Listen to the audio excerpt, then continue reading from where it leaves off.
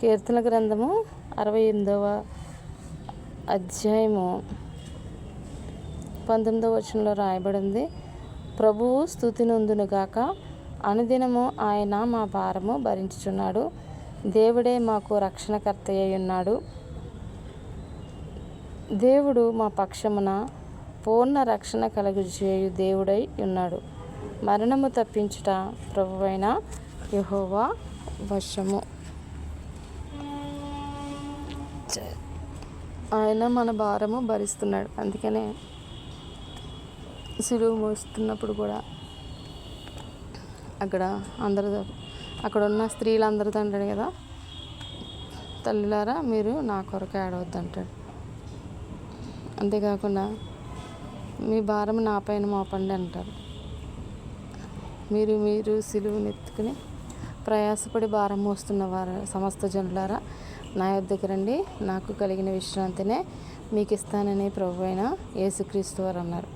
అంటే ఇక్కడ దేవుని వాక్యం 19వ అధ్యాయంలో 68వ కీర్తనలు 68, 19వ వచనంలో వ్రాయబడి ఉంది కదా, అనుదినము ఆయన మా భారము భరించుచున్నాడు.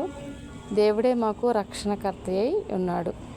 ప్రభు అయిన యేసుక్రీస్తు వారు కూడా అదే అంటున్నారు. ప్రయాసపడి భారం మోయుచున్న సమస్త జనులారా నా యొద్దకు రండి. మనం ఏ భారంతో ఉన్నామో, ఏ కష్టంతో ఉన్నామో, నష్టంతో ఉన్నామో, దేవుడు అంటున్నాడు కదా, నా దగ్గరికి రండి, నేను మీకు విశ్రాంతిని ఇస్తాను. ఎందుకంటే నేను రక్షకుడును, లోకాన్ని రక్షించడానికి వచ్చిన రక్షకుడును.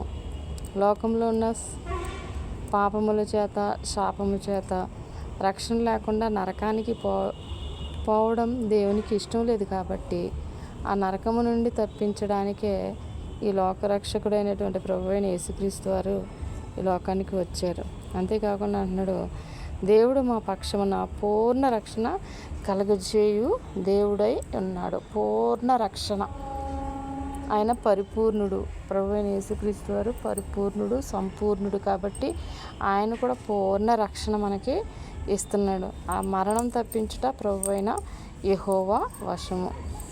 ఆయన మనకు పూర్ణ రక్షణ ఇస్తున్నారు. కానీ మనం పూర్ణ మనసుతో ఆయన్ని ఆరాధించే వారంగా ఉండాలి.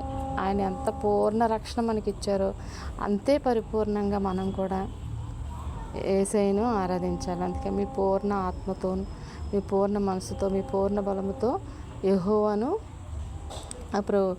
దేవుణ్ణి ఆరాధించమని ప్రభువైన యేసుక్రీస్తు వారు సెలవిస్తారు. తండ్రిని ఆరాధించమని. అందుకే ఇక్కడ కూడా వ్రాయబడి ఉంది, పూర్ణ రక్షణ. దేవుడు మనకి పూర్ణ రక్షణ ఇచ్చాడు. అందుకే పౌలు భక్తులు అంటే కదా, మీరు క్రీస్తునందు పరిపూర్ణులుగా, సంపూర్ణులుగా కావాలా, మీరు తీర్చిదిద్దపడడానికే మేము ఇంత ప్రయాసపడుతున్నామని పౌలు భక్తుడు కూడా సెలవిస్తూ ఉన్నాడు. క్రీస్తునందు పరిపూర్ణత్వం పొందుకోవాలంటే మనము అనునిత్యము వాక్యాన్ని ధ్యానించాలి. దేవుని యొక్క సన్నిధిలో ప్రార్థించే వారంగా ఉండాలి. ఎందుకంటే మరణం తప్పించుట యెహోవా వశము. మళ్ళీ స్విట్జర్లాండ్లో మళ్ళీ కరోనా కేసులు బయలుపడుతున్నాయంట. అనేకమైన వ్యాధి బాధలతో అనేకులు మాయమైపోతూ ఉన్నారు. తెలంగాణలో ఎండ తీవ్రత భరించలేక రోజుకి 32 మంది, నిన్నటి దినాన్న 32 మందో 36 మందో చనిపోయారంట. లెక్కల్లోకి వచ్చినవాడు, లెక్కలోనికి రానివారు ఎంతోమంది, హతమైపోయిన వాళ్ళు ఎంతోమంది ఉన్నారు. ఎండ తీవ్రతను భరించలేక, ఎండ చూస్తే కూడా చాలా తీవ్రంగా ఉంది. అందుకనే మరణం తప్పించుట యెహోవా వశం. మళ్ళీ కరోనా విజృంభిస్తుంది. మళ్ళీ ఎలా ఉంటుందో, ఫలితాలు ఎలా ఉంటాయో తెలియని స్థితిలోనికి మళ్ళీ ప్రపంచం వెళ్ళిపోతుందేమో అని అనేకులు భయపడుతూ ఉన్నారు.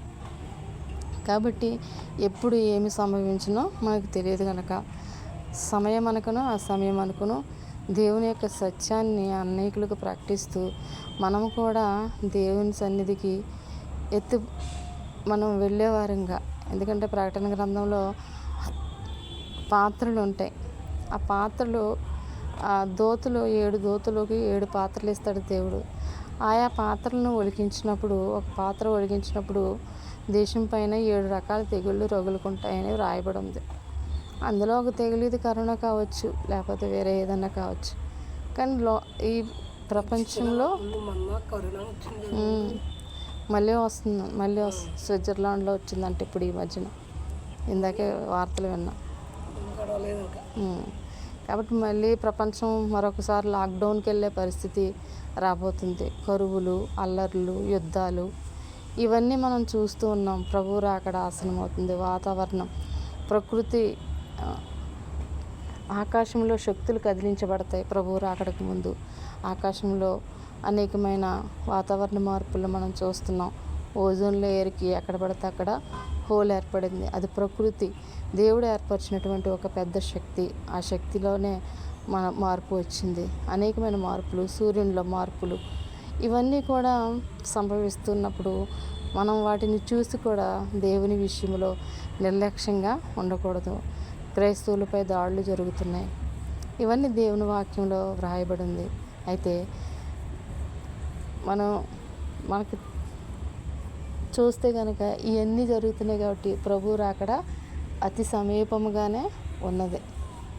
దేవుని యొక్క ఉగ్రత నుండి ఎవ్వరూ కూడా తప్పించుకోలేరు.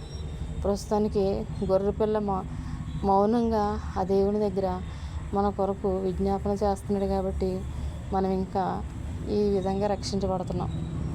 పగలంతా ఎండ కాచిన రాత్రి సమయానికి దేవుడు ఈ భూమిని, ఈ భూతాపాన్ని తగ్గించడానికి దేవుడు చల్లని గాలులను వేస్తున్నాడు. మరి అదే గొర్రె పిల్లకి కోపం వచ్చి ఉగ్రత వస్తే కనుక ఎవరు కూడా తాళలేరని ప్రకటన గ్రంథంలో వ్రాయబడి ఉంది. ఆ ఉగ్రత దినమందు నువ్వు నేను రక్షించబడాలి అంటే మనం ఏం చేయాలంటే ఓపికతో దేవుని యొక్క క్రియలను అవలంబించే వారంగా ఉండాలి.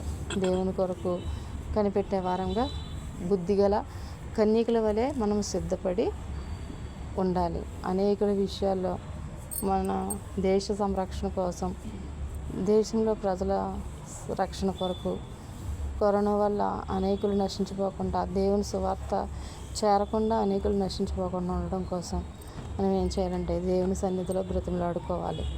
మనం ప్రార్థన చేసినప్పుడు ఆ దేవుడు ఆ మొరను ఆలకించి ఆ నినివే పట్టణ ప్రజలను ఏ రీతిగా క్షమించి వారిని కరుణించాడో ఆ రీతిగా మన దేశాన్ని కూడా కరుణించడానికి దేవుని చిత్తమైతే అనేక దేశాల్లో కూడా ఆ ప్రజలు కరుణించబడడానికి, దేవుని కృపను పొందుకోవడానికి మనం అందరం ప్రార్థన చేసేవారంగా ఉండాలి. ఆమేన్.